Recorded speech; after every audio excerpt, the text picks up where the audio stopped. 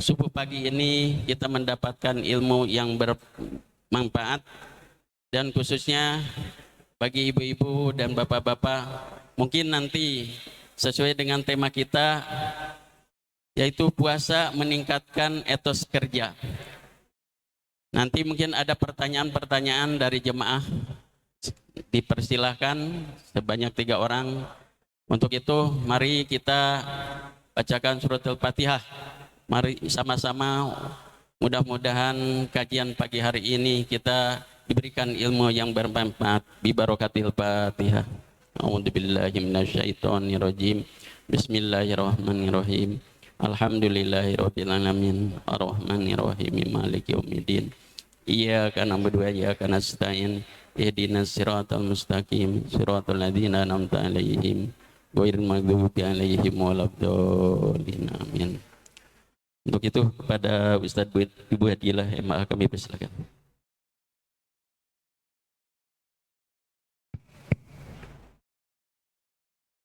Assalamualaikum warahmatullahi wabarakatuh. Alhamdulillahilladzi hadana lihadza wa ma kunna linahtadiya laula an hadanallah. Asyhadu an la ilaha illallah wahdahu la syarika lah. Wa asyhadu anna sayyidana Muhammadan abduhu wa rasuluhu la nabiyya ba'dah. Allahumma salli wa sallim wa barik ala sayyidina wa maulana Muhammadin wa ala alihi wa ashabihi ajma'in, amma ba'd. Qala Allah ta'ala fil Qur'anil Karim wa huwa asdaqul qailin. A'udzu billahi minasyaitonir rajim. Bismillahirrahmanirrahim. Yarfa'illahu alladhina amanu minkum walladhina utul ilma darajat. Wa qala an-nabiy sallallahu alaihi wasallam, talabul ilmi fariidatun ala kulli muslimin. Shadaqallah wa shadaqa Rasulullah sallallahu alaihi wasallam.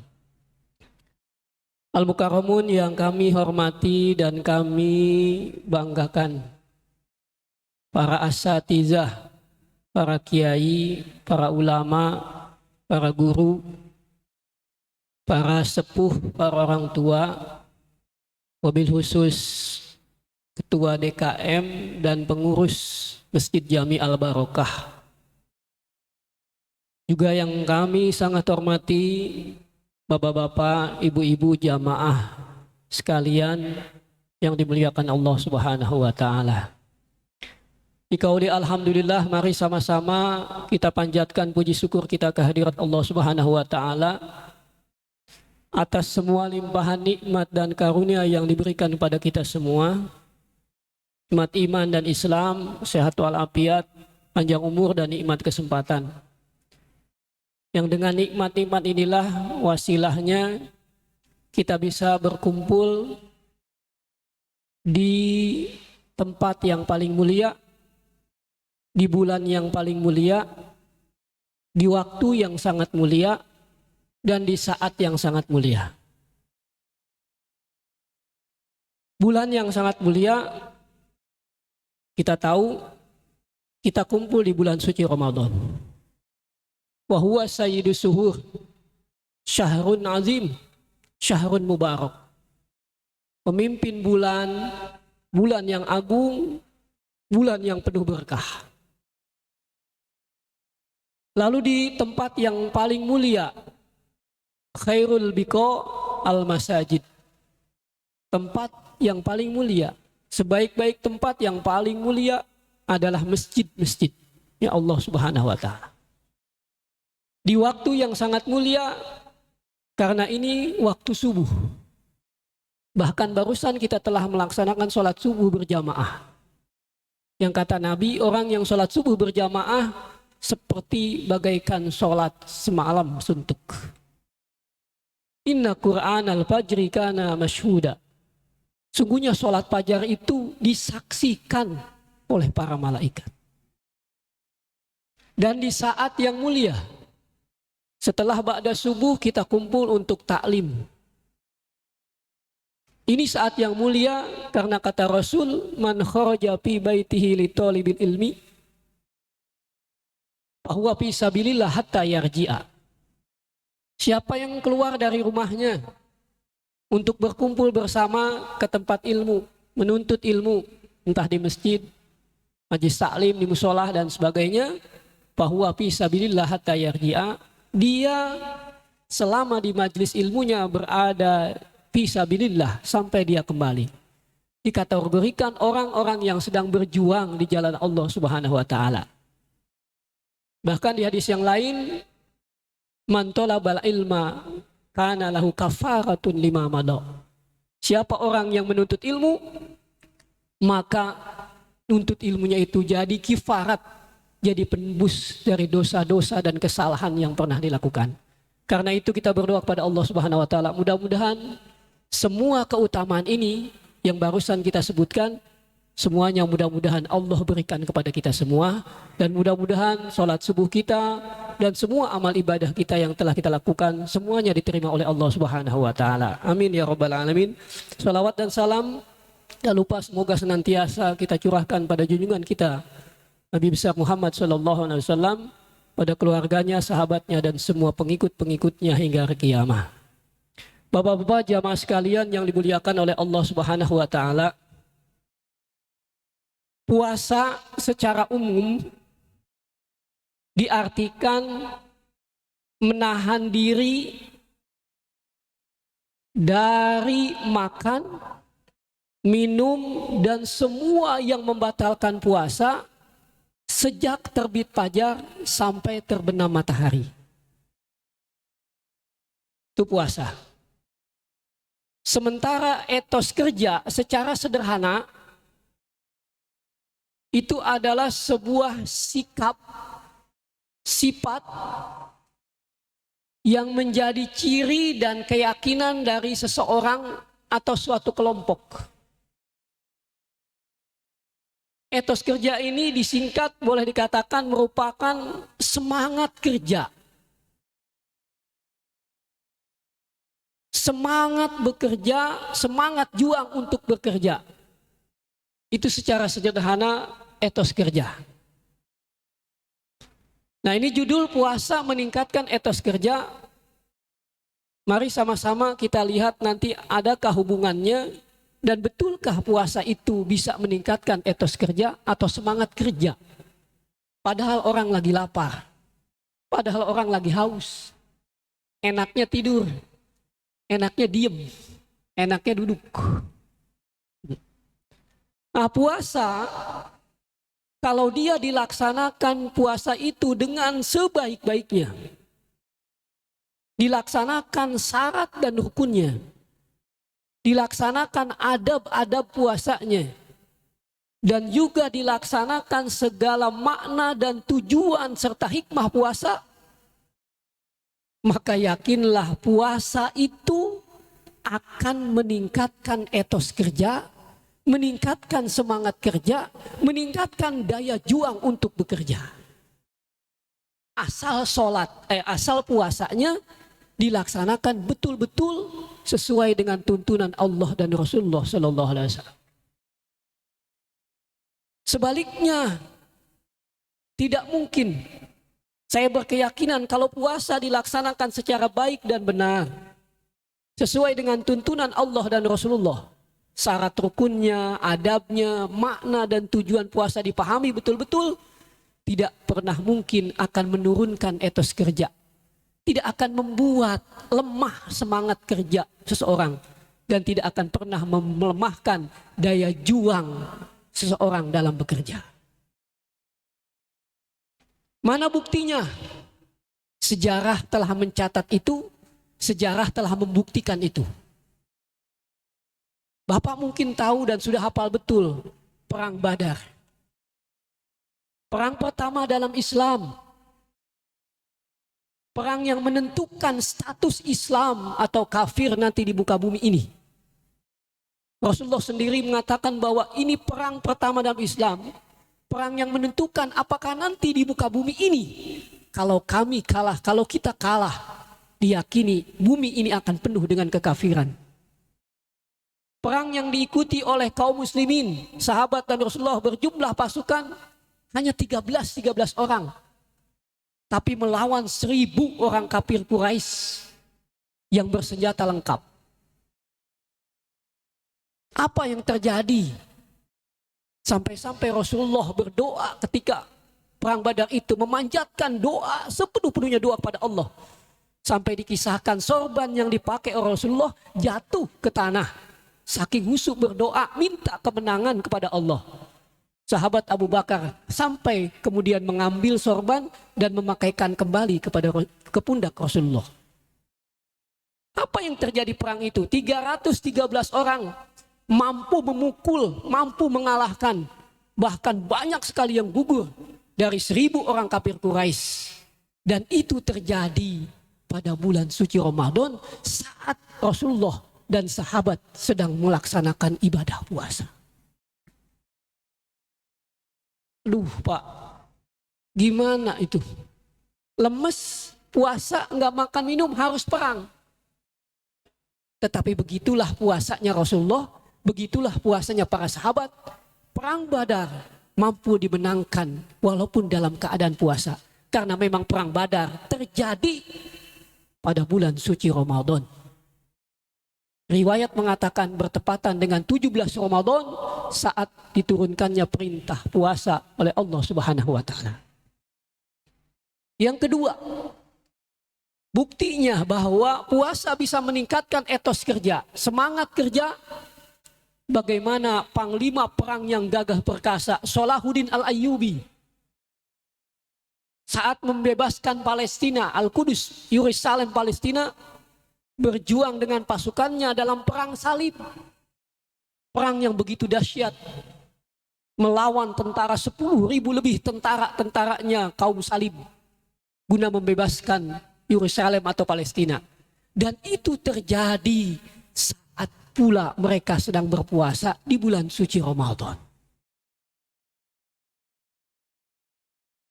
Bahkan yang terdekat dengan kita jangan pernah lupa dan tidak pernah akan melupakan sejarah kemerdekaan Republik Indonesia. Negara yang kita cintai ini, bagaimana proklamasi kemerdekaan yang sebelumnya juga perjuangan rakyat umat Islam, para pendiri bangsa, tokoh-tokoh bangsa dan rakyat Indonesia berjuang dengan titik darah, pengorbanan keringat dan darah. Itu proklamasikan kemerdekaan Indonesia terjadi di bulan suci Ramadan 9 Ramadan 1364 Hijriah bertepatan 17 Agustus 1945. Mereka sedang puasa, mereka sedang melaksanakan ibadah bulan suci Ramadan, tapi demi kemerdekaan Indonesia, demi melawan penjajah, mereka sanggup itu.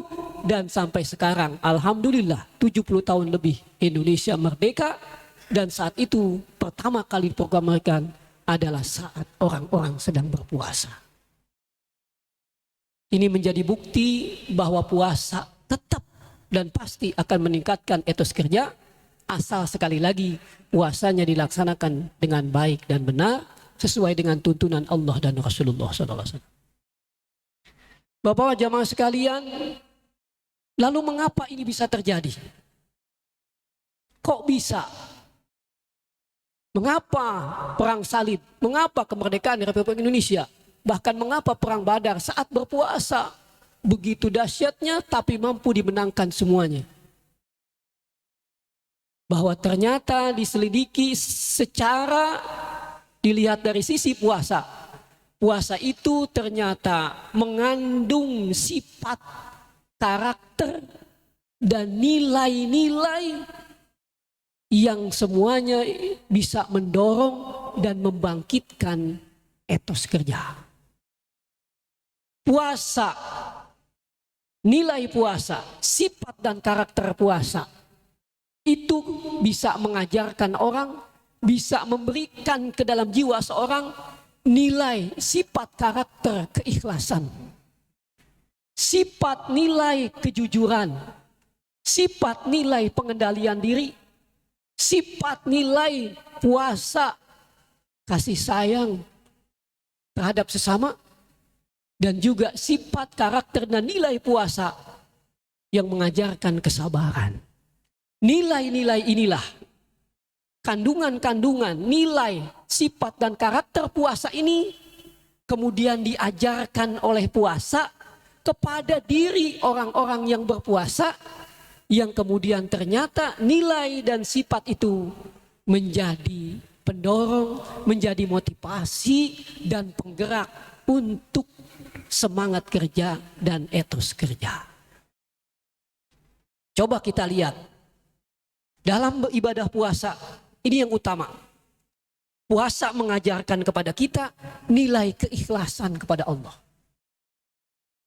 Ini kalau bicara ikhlas, orang pasti tahu puasa itu berat. Nahan lapar, nahan haus sepanjang hari, lemes, lesu, itu pasti manusiawi.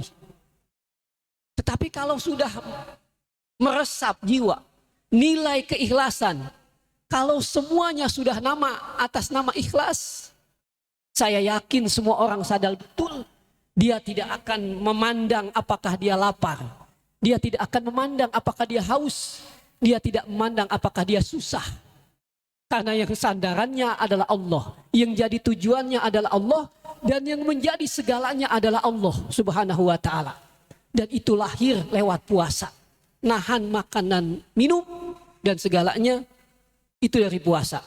Sehingga kemudian nilai ikhlas ini yang mendorong orang semangat, yang mendorong orang untuk giat, yang mendorong untuk selalu rajin dan selalu menerapkan nilai-nilai puasa dalam kehidupannya sehari-hari. Kalau sudah ikhlas nggak peduli Pak, berat. Kalau sudah ikhlas nggak peduli saya harus perang. Kalau sudah ikhlas nggak peduli saya lapar dan siang. Kalau sudah nilai ikhlas, saya nggak perlu capek bekerja.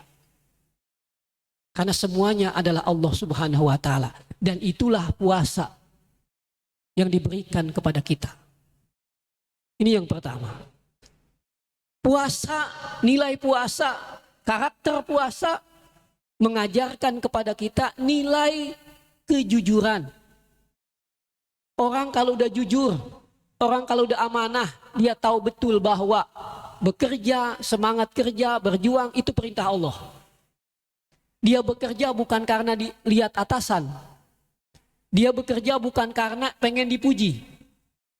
Tapi semata-mata tanggung jawab, ini amanah. Dia tidak pernah macam-macam. Sehingga kemudian lahir dalam jiwa mereka dorongan, semangat untuk lebih kuat lagi etos kerjanya, lebih kuat lagi berjuangnya, bekerjanya. Karena ini adalah amanah, karena ini adalah nilai-nilai kejujuran yang diajarkan puasa. Nilai puasa, karakter dan sifat puasa juga mengajarkan kesabaran. Ini meresap ke dalam jiwa, masuk ke dalam jiwa, bersabar.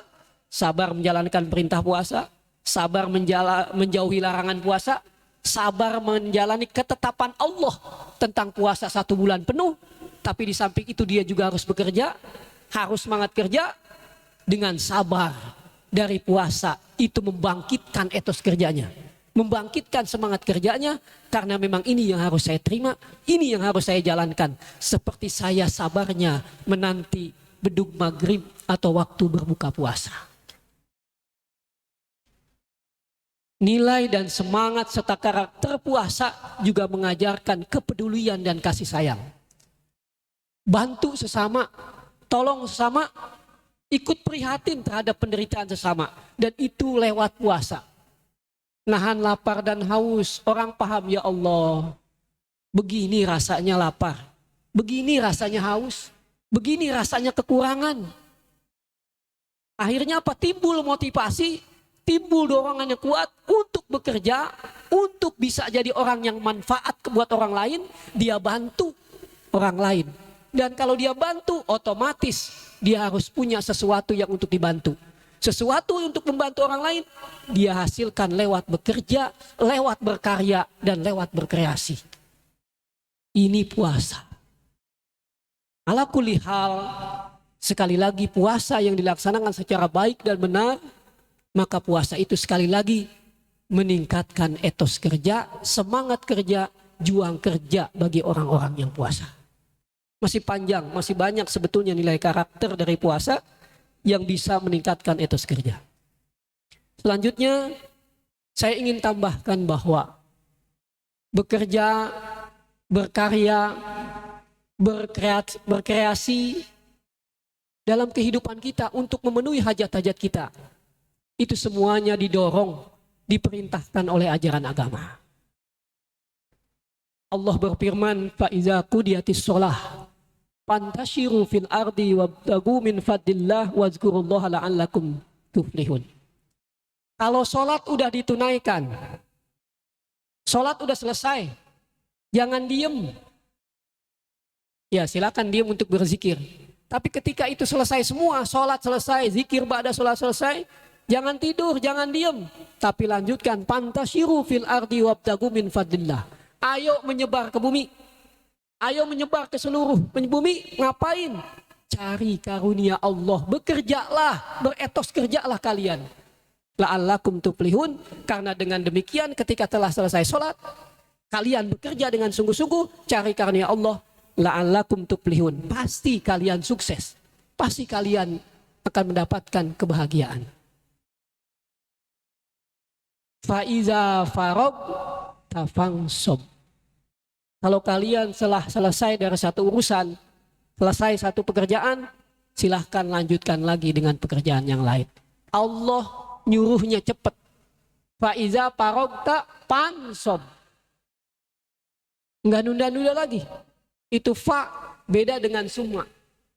Kalau fa'iza farogta summa. Enggak, lama itu. Tapi fa'iza farogta pansob. Selesai, lanjut. Selesai, lanjut. Selesai, lanjut. Jadi begitu Islam mendorong, memerintahkan dan menganjurkan untuk berkarya, bekerja, berkreasi untuk memenuhi hajat-hajat kita dalam kehidupan dunia ini. Silahkan. Bekerjalah. Bekerjalah, berkreasilah. Karena itulah memang ajaran Islam. Dan ketika kita bekerja, ketika kita berkreasi, berkarya, maka sungguh luar biasa. Bukan saja bekerja kita itu menjadi nilai ibadah. Karena ini perintah Allah. Kalau perintah Allah kan jadi ibadah. Tetapi ketika kita bekerja, berkarya, berkreasi, memenuhi hajat hidup kita, kebutuhan kita di muka bumi ini, berkarya dan sebagainya, maka perhatikanlah beberapa hal. Yang pertama, bekerja itu bisa menghilangkan atau menghindari azab Allah. Karena bekerja ibadah. Ibadah dilaksanakan dapat pahala, terhindar dari azab Allah. Rasulullah SAW ketika pulang selesai perang Tabuk, itu bertemu dengan sahabat Sa'ad bin Mu'adz.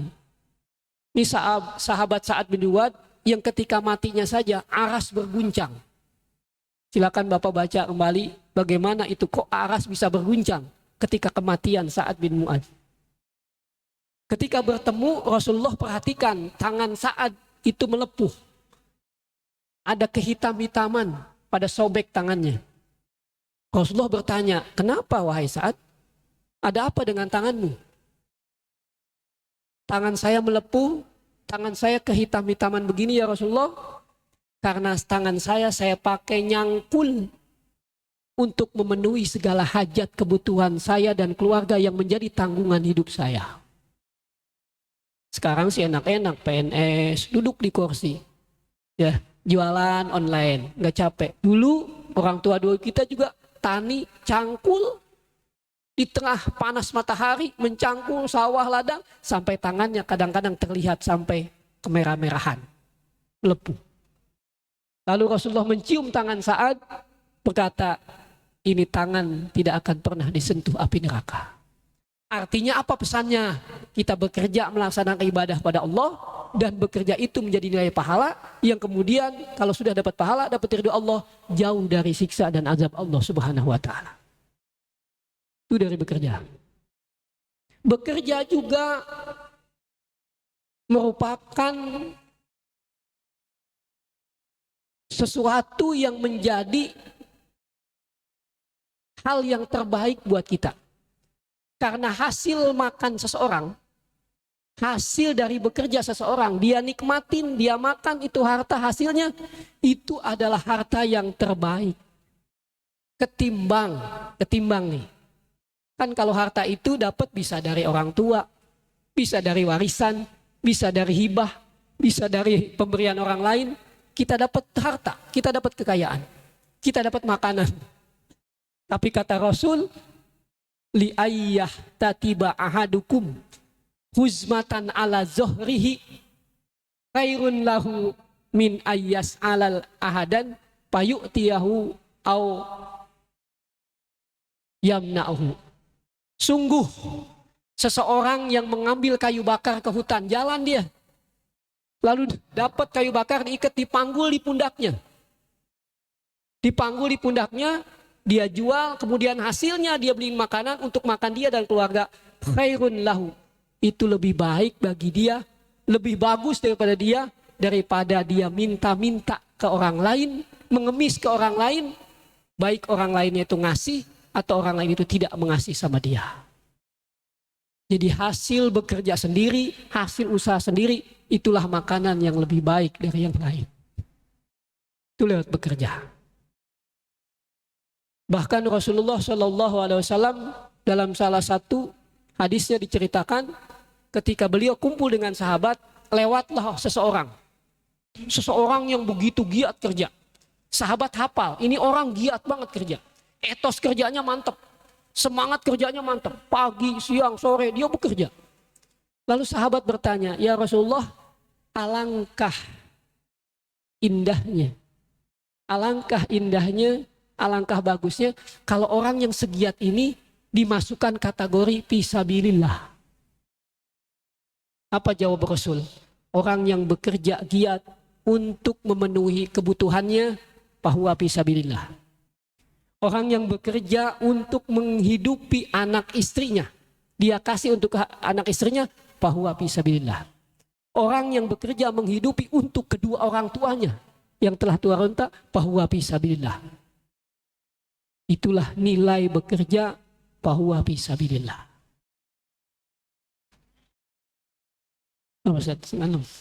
Selanjutnya dari bekerja juga ini, bahwa bekerja yang kita lakukan itu bisa menjadi sedekah. Jadi selain nilai ibadah dapat pahala, selain kita bisa memberikan bantuan pada orang lain, makanan untuk diri kita, keluarga kita, orang tua kita, dan orang lain mungkin, tapi bekerja itu hasilnya juga dianggap bisa menjadi sedekah. Dan kalau sudah ngomongin sedekah, ini salah satu ibadah yang ajaib. Sungguh luar biasa. Bapak Ibu tentu lebih paham dan sangat paham bagaimana keajaiban sedekah. Allah kontan biasanya kalau sedekah. Allah cepat biasanya balas kalau sedekah.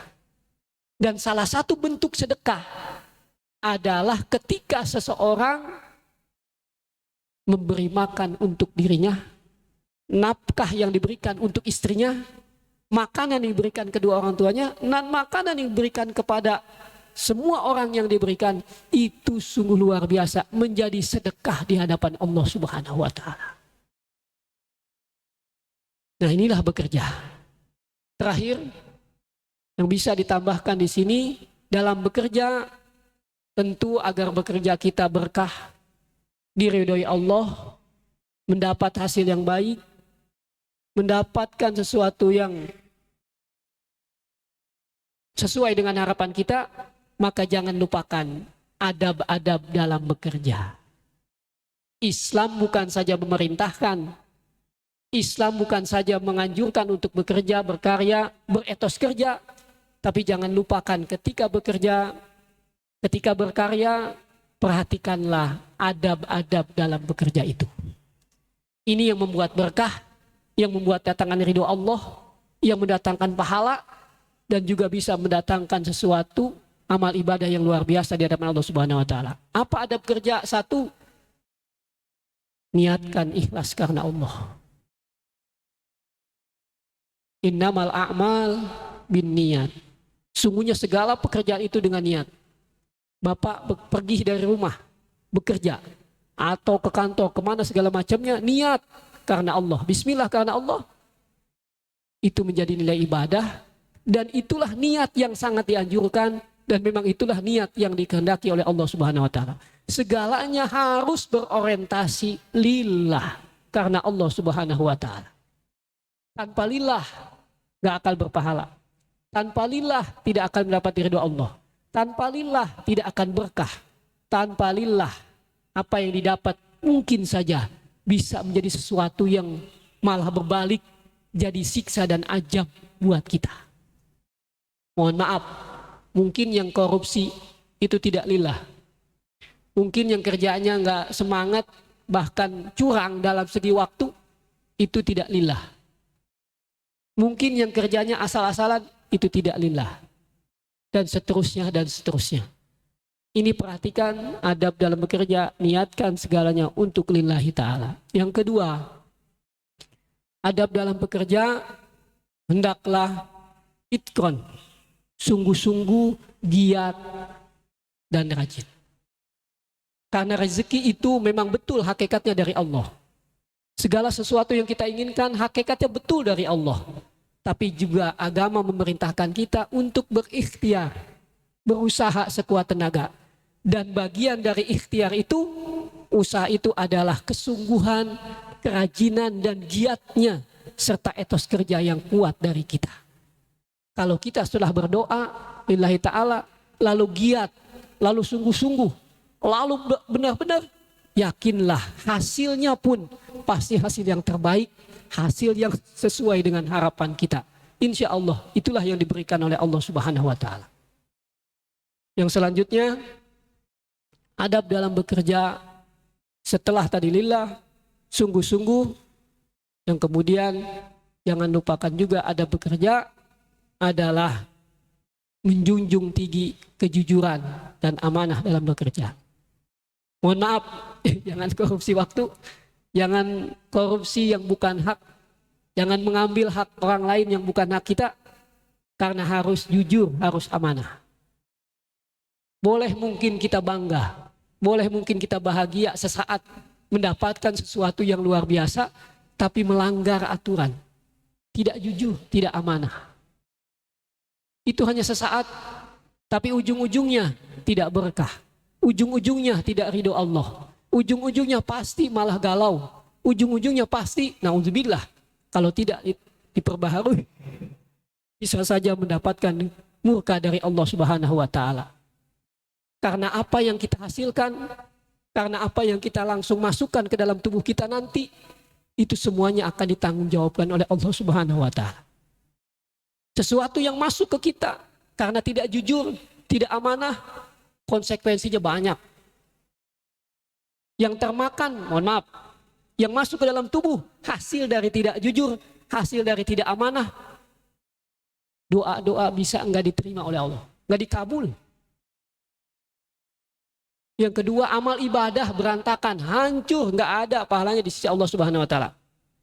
Bahkan sampai ada riwayat, Pak, seandainya Bapak atau seandainya seseorang beli baju harga 100.000, tapi dari 100.000 itu ada 1.000 rupiah yang dihasilkan dari sesuatu yang tidak jujur, tidak amanah. Mohon maaf, haramlah begitu. Maka yakinlah sholat itu tidak akan pernah diterima oleh Allah Subhanahu wa ta'ala. Karena masih ada sesuatu yang tidak ada jujur, tidak amanah, mengharap di situ. Itu sampai begitunya. Doa, tangan ngangkat dalam sabi. Wah, ya Allah, ya Allah. Tapi kalau wamat amu haram, wamashrabu haram, wa guziya bil wa malbasu bil haram, wa guziya bil haram, fa anna yustajaballah. Doa setinggi-tingginya mengangkat tangan, sesungguh-sungguhnya. Tapi kalau makanannya nggak amanah, nggak jujur. Kalau minumannya nggak amanah, nggak jujur. Kalau pakaiannya didapat dari yang nggak amanah, nggak jujur. Wa guziya bil haram, bahkan tiap hari, tiap saat selalu dimakan sesuatu yang haram, yang nggak amanah, yang nggak jujur. Fa anna yustajabulah. Bagaimana doa mau diterima? Bahkan na'udzubillah, yang sangat dahsyat, panaru aula. Satu huapan, satu potong barang haram yang masuk ke dalam tubuh, kata Rasul, pannaru aula. Neraka itu lebih baik. Nauzubillah, summa nauzubillah. Jadi itu di antara adab doa, jauhi hal-hal yang kita dapatkan karena ketidakjujuran, tidak amanah dan sebagainya. Itu malah melemahkan etos kerja, malah menghancurkan semangat juang kerja kita. Karena terbiasa demikian. Jadi nggak semangat, etos kerjanya nggak ada. Dan seterusnya dan seterusnya. Bapak-bapak jamaah sekalian, nah inilah di antara beberapa adab kerja. Masih banyak tentunya, nanti bisa dikembangkan dalam diskusi. Tapi untuk sementara inilah pendahuluan atau materi yang bisa saya sampaikan. Karena waktu kita sampai waktu syuruk. Waktu syuruk ini jam 6 kurang 10 ya. Kira-kira demikian. Sementara ini saja yang bisa saya sampaikan. Mudah-mudahan bermanfaat. Yang benar itu dari Allah Subhanahu wa Ta'ala. Yang salah tentu dari karena keterbatasan dan keilmuan yang ada pada saya. Mohon maaf, mohon maklum. Karena saya hanya pengganti. Yang digantiin itu jauh banget di atas. Doktor Kiai Haji. Sementara saya santri beliau, anak murid beliau. Jadi badalnya terlalu jauh. Tapi mudah-mudahan walaupun sekelumit, walaupun singkat, yang disampaikan bisa bermanfaat untuk kita semua. Wallahul muwaffiq ila aqwamit thoriq. Baik Bapak-bapak, Ibu-ibu yang telah dipaparkan oleh Ustadz kita pada pagi hari ini. Ada yang ya, silakan. Ya, sebentar.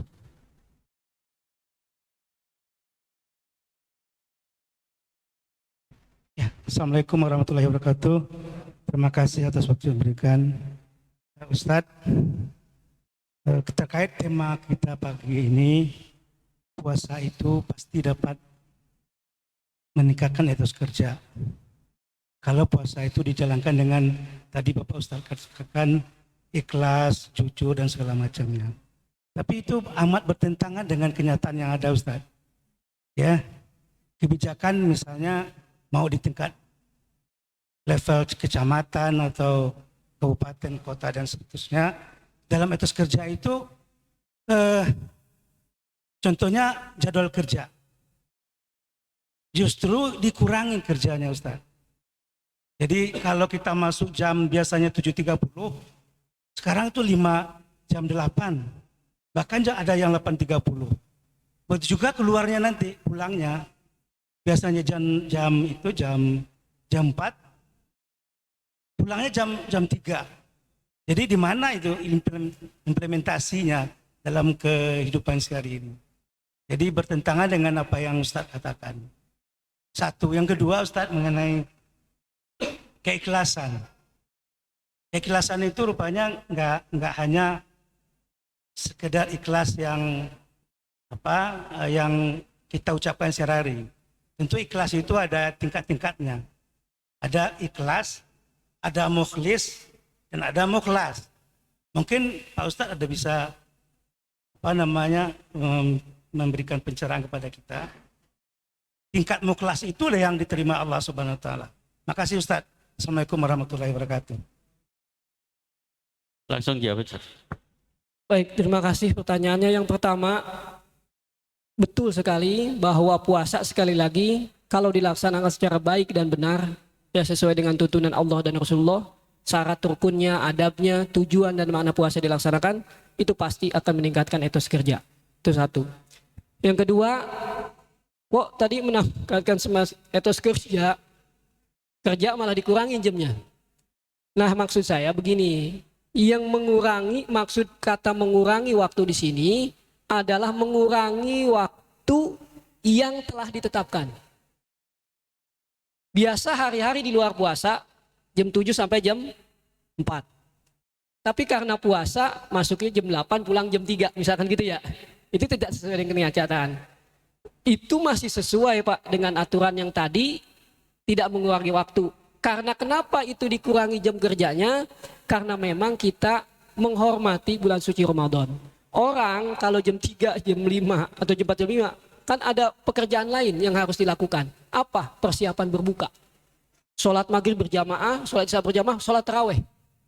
Karena itulah diatur agar jam kerja ini agar lebih tidak mengganggu aktivitas ibadah puasa di bulan suci Ramadan. Begitu juga dengan masuknya biasa jam 7. Puasa jam 8. Kenapa? Biasanya Ramadan karena nilainya bagus ibadahnya ada setelah ba'da subuh kultum dulu, baca Quran dulu dan seterusnya dan seterusnya. Jadi itu tidak menjadi soal. Nah, yang maksud tadi bisa mengurangi etos kerja itu adalah mengurangi waktu yang telah ditetapkan.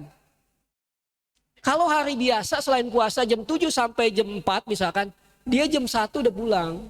Atau kerjanya dia melambat datang. Itulah yang disebut mengurangi waktu. Begitupun ketika puasa yang sudah disepakati, yang sudah diatur dari jam 8 sampai jam 3 misalkan, dia mengurangi di antara waktu itu. Itulah yang tidak memenuhi adab yang bisa menyebabkan etos kerjanya melemah. Jadi demikian ya, kalau itu bolehlah katakan pengecualian karena memang kita aturan untuk takzim dan menghormati bulan suci Ramadan. Tapi udah diatur begitu, masih kurang juga. Masih kurang juga. Masih begitu, malas-malasan juga. Nah, itu yang di situ. Nah, itu. Tapi kalau sudah kesepakatan, sudah aturan, ya memang itulah aturannya. Itu satu. Yang kedua, tadi ikhlas, ada istilah ikhlas, mukhlas. Saya secara umum begini, tingkatan ikhlas itu memang Syekh Nawawi Al-Bandani mengatakan 3. Ada orang yang tingkatan pertama beribadah, beraktivitas, berkarya, berkreasi, semuanya lillahi ta'ala. Dia nggak peduli surga, dia nggak peduli neraka, dia nggak perlu dapat pahala, nggak peduli dia. Pokoknya lillahi ta'ala. Ini para anbiya, para rasul, dan orang-orang yang memang dikehendaki oleh Allah. Kayaknya kita mah susah. Jauh dah, apalagi saya. Kita ibadah pengen surga, gitu. Yang kedua, tingkatan ikhlas adalah orang yang bekerja, beribadah, itu niatnya lillahi ta'ala. Lillahi ta'ala, tapi di samping itu, dia ingin masuk surga dan jauh dari neraka. Dan itu gak jadi masalah, itulah tingkatan ikhlas yang kedua. Kan Al-Quran wasari'u ila magfiratim mir rabbikum wa jannatin. Ayo segera kalian menuju ampunan Allah dan menuju surga yang dijanjikan Allah. Enggak salah kita beribadah niat untuk Allah mendapatkan surga, mendapatkan neraka. Enggak salah. Karena memang Allah anjurkan. Tapi tingkatannya di bawah yang pertama. Itu. Mungkin ini kelas kita nih yang kedua. Ada lagi yang ketiga. Ikhlas itu bermakna dalam artian orang bekerja beribadah lillahi ta'ala tapi di samping itu juga ingin mendapatkan keuntungan-keuntungan duniawi. Contoh, saya sholat duha lillahi ta'ala tapi di samping itu ingin mendapatkan berkahnya, rezekinya lancar. Bukankah begitu? Saya baca suratul waqiah, katanya penarik rezeki. Saya baca segala macam lah, doa, zikir ini dan lain sebagainya. Saya lillahi ta'ala. Tapi saya juga mengharap keberkahan dunia. Mudah-mudahan hajat saya dikabul, mudah-mudahan saya naik jabatan dengan baca surah Yasin dan sebagainya. Saya sedekah ya Allah, tapi lillahi ta'ala. Tapi mohon ya Allah saya sehat walafiat. Ya Allah saya lagi punya proyek. Saya sedekah ya Allah lillahi ta'ala, tapi mudah-mudahan proyek saya goal. Nah, itulah di antara tingkat ikhlas. 1, 2, 3 itu masih ikhlas. Tapi di luar yang 1, di luar yang 2, di luar yang 3 sudah kategori ar-riya. Bukan ikhlas lagi. Riya, ibadah karena Allah. Ibadah bukan karena Allah Subhanahu wa taala. Wallahu a'lam bishawab. Ada lagi? Harto dok. Assalamualaikum warahmatullahi wabarakatuh. Terima kasih Ustadz pencerahannya. Kita juga sebagai pegawai dulunya. Nah ini boleh dikatakan ada pegawai terselubung. Istilahnya statusnya pekerja tapi tidak bekerja mendapat gaji. Nah itu bagaimana hukumnya? Tadi kalian harus bekerja keras. Kalau nggak kerja bagaimana gitu. 1. Kedua, kadang-kadang negara itu kan menerima pemasukan uang dari hal-hal mungkin ada yang tidak sah atau mungkin boleh dikatakan campur dengan masalah-masalah yang tidak benar. Nah, itu hukumnya bagaimana yang kita terima selama ini. Makasih Ustaz. Mungkin ya ada ribanya, ada mungkin dari pajak-pajak yang tidak benar. Makasih Ustaz.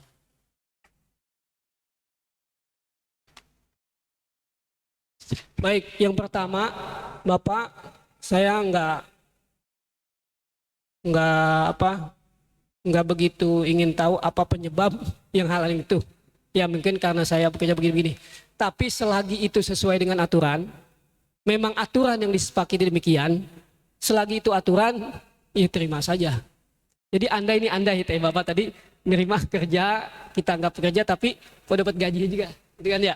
Misalkan saya kurang kerja tapi gaji tetap full. Yaitu selagi masih sesuai dengan aturan yang disepakati, silakan jalan.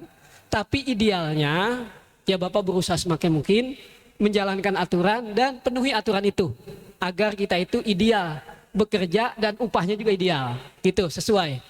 Yang kedua, kata Nabi, al haram bayinun wal halal bayinun, haram itu jelas, halal itu jelas, wa bainahuma umurun mushtabihatun. Di antara keduanya halal dan haram ada yang disebut syubhat, perkara yang belum jelas haram dan halalnya. Nah tadi pertanyaannya, ketika andai kita nggak tahu, tiba-tiba masuk ketika dia dapat hal-hal yang mungkin meragukan, ini halal apa haramnya, gitu. Nah, yang pertama yang dilakukan sebisa mungkin ya, kalau memang tahu itu yang haram, itu sumber yang nggak jelas, ya tinggalkan, jangan diambil. Kalau tahu. Tapi kalau para sobat ini kita ragu dan segala macam, tapi sudah terima, ya sudah, terima saja. Dengan ucapan bismillah. Karena ketika Rasulullah SAW dulu menerima hidangan, tapi nggak tahu ini hidangan yang motongnya, atau yang ini baca bismillah atau tidak, atau dari siapa ini Nasrani. Nggak tahu kami para sahabat. Ya Rasulullah ini gimana makan? Samillah. Sudah kalau emang nggak tahu, segala macam, samillah. Sebut saja nama Allah, makan. Kalau betul nggak tahu. Tapi memang yang ideal untuk kategori syubhat, afdolnya ikhtiyat, hati-hati ya jauhi. Jadi sekali lagi kesimpulannya Pak, yang pertama silahkan kalau sesuai dengan aturan dan berusaha semaksimal mungkin untuk berusaha menjadi yang sesuai dengan aturan Allah dan Rasulullah. Yang kedua ya tadi saya serahkan saja, itu sudah jelas kok mana yang halal, mana yang antara keduanya, dan sikap bagaimana kita terhadap hal itu. Yang abdul mana, yang kategori sesuai dengan hukum yang mana. Silakan saja. Wallahu a'lam. Baik, satu lagi. Saib. Yang belakang ada juga nanti. Assalamualaikum warahmatullahi wabarakatuh Ustaz. Terima kasih atas penyampaiannya. Cuman ada sedikit nih yang jadi ganjalan Ustaz. Ya, mana tadi puasa bisa meningkatkan etos kerja, semangat kerja. Tapi saya pernah dengar dan sering dengar juga, mungkin yang lain juga tahu, ada ungkapan atau hadis yang nggak ngerti itu Ustaz. Coba Ustaz terangkan yang mana bikin orang malas, bahwa puasa, bahwa tidur itu ibadah. Orang berpuasa tidur aja ibadah. Jadi singkatnya bermalas-malasan. Karena ada ungkap hadis atau itu sekedar ungkapan. Terima kasih Ustaz. Assalamualaikum warahmatullahi wabarakatuh. Baik, makasih. Naumus shaimi apa segala macam lah. Tidurnya orang yang puasa itu tasbih, pahala. Diamnya segala macam. Nah, Pak, dalam kalangan ahli hadis, ya, para ulama hadis itu mengkategorikan hadis tersebut hadis maudhu.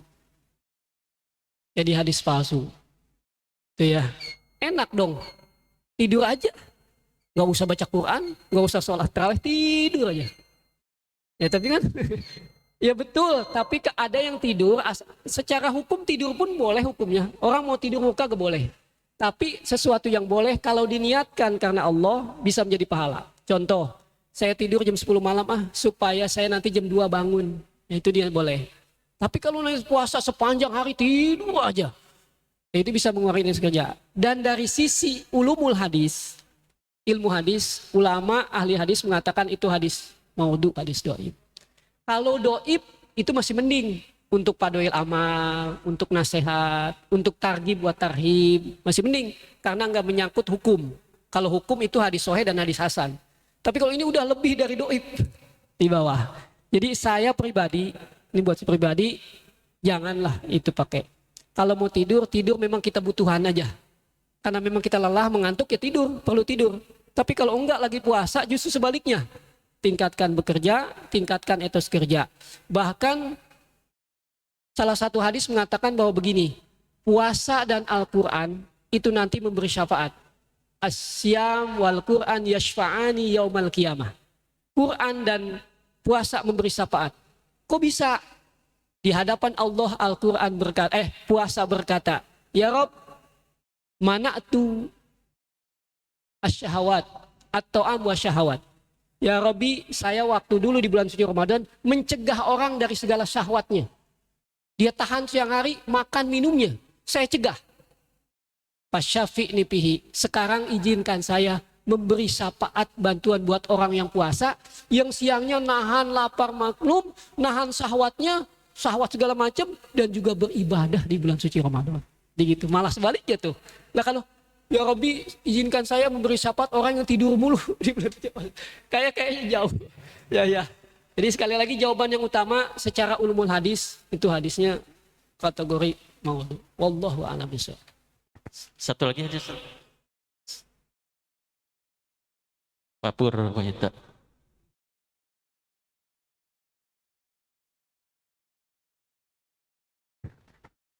Assalamualaikum warahmatullahi wabarakatuh.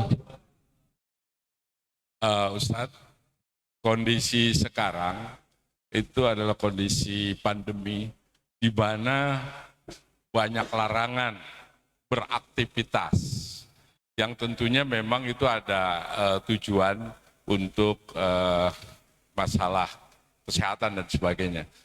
Tetapi yang ingin saya tanyakan adalah bagaimana meningkatkan etos kerja pada saat seperti sekarang. Contoh misalnya, seorang supir yang menghidupi keluarganya. Ketika ada aturan yang tidak membolehkan membawa pulang kampung, bahwa mereka itu akhirnya kan tidak mendapatkan penghasilan, padahal dia begitu semangat.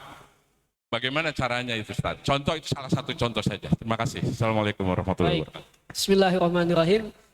Yang pertama dalam agama itu Pak, ada istilah uzur atau rukhsah. Secara umum nih, dalam agama ada uzur, ada rukhsah. Apa itu uzur rukhsah? Keadaan yang memaksa kita berada dalam keadaan yang enggak normal. Contoh, sholat wajib, itu wajib berdiri, sholat fardu. Tapi ketika ada uzur, ada rukhsah, kita sakit, kita nggak bisa berdiri, kan boleh duduk.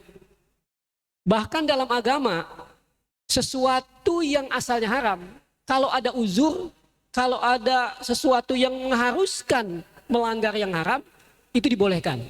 Ad-darurat tubihul mahzurat. Sesuatu yang sudah kategori darurat, hajat penting, itu bisa membolehkan yang haram. Contoh, orang kalau udah kelaparan, nggak ada yang halang, nggak ada yang lain, adanya daging babi doang. Daripada mati, daripada nggak bisa hidup, makanlah daging babi. Itu ad-darurat tubihul mahzurat. Itu yang pertama. Yang kedua, di masa pandemi memang terbatas. Segala sesuatu tidak terbatas. Sholat saja jadi tempatnya terbatas nih.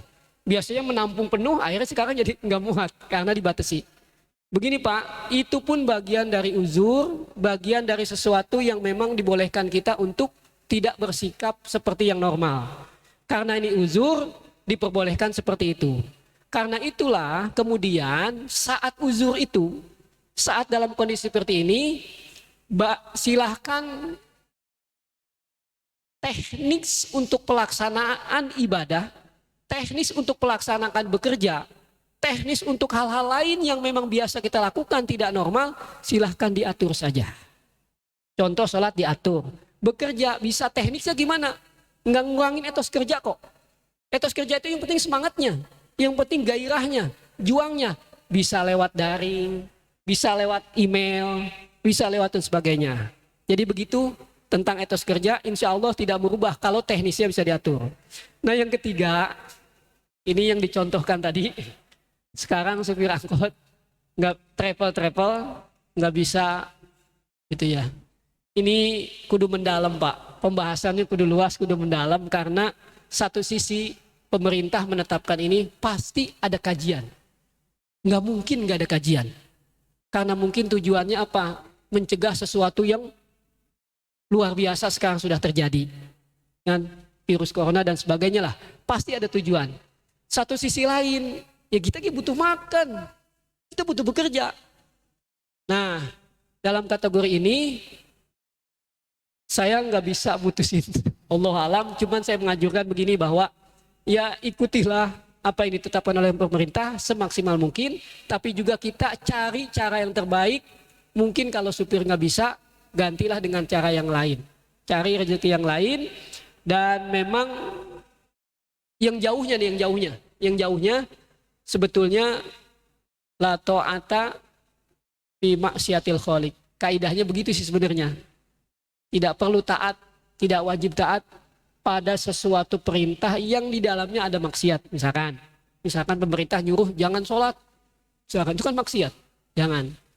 Ya, gimana Pak?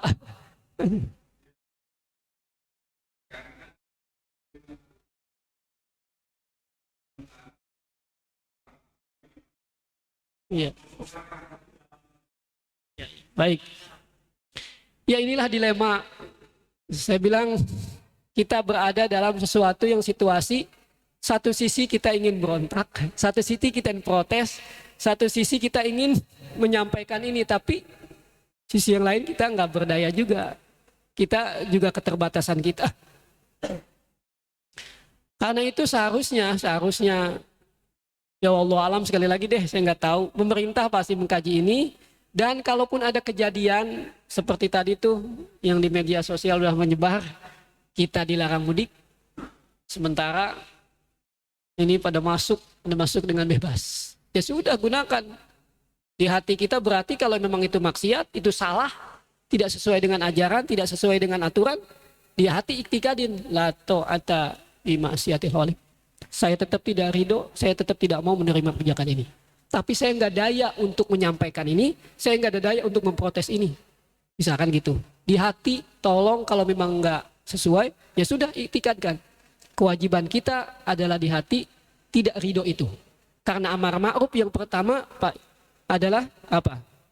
Dengan biadihi, tangan, kekuasaan. Ilam tasasi pabilisani. Kalau nggak mampu, silakan sampaikan dengan lisan. Ayo demo, ayo sampaikan surat, ayo sampaikan, temui presiden, temui pemerintah. Kita nggak mampu, Pak Ilham Tasati, pabiqolbi. Maka caranya dengan doa, dengan sikap kita dalam hati bahwa itu tidak ridho. Sambil tentunya terus berusaha, kalau bisa sampaikan ke orang yang bisa ke sana. Karena posisi saya juga bingung, saya bukan presiden sih. Kalau Bapak nanya saya kali presiden, oh Bapak protes, ya udah saya alonir, bisa saja. Tapi kan saya juga dalam posisi sesama kayak Bapak ini. Mohon maaf.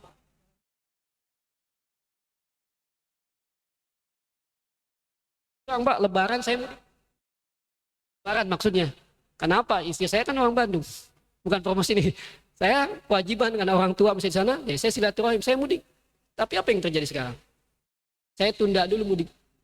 Itu saya, gitu kan? Karena satu sisi saya juga harus patuh juga terhadap peraturan pemerintah. Karena memang ulil amri, inilah ulil amri yang juga harus kita patuhi. Wallahu a'lam bishawab untuk yang ini. Tanyakan lagi kepada yang lebih berkompeten, tanyakan lagi kepada yang lebih alim dan lebih mengerti lah masalah ini. Wallahu a'lam. Baik, Ustaz, kita tutup taklim pagi hari ini. Maka mohon Ustaz untuk menutup dengan doa.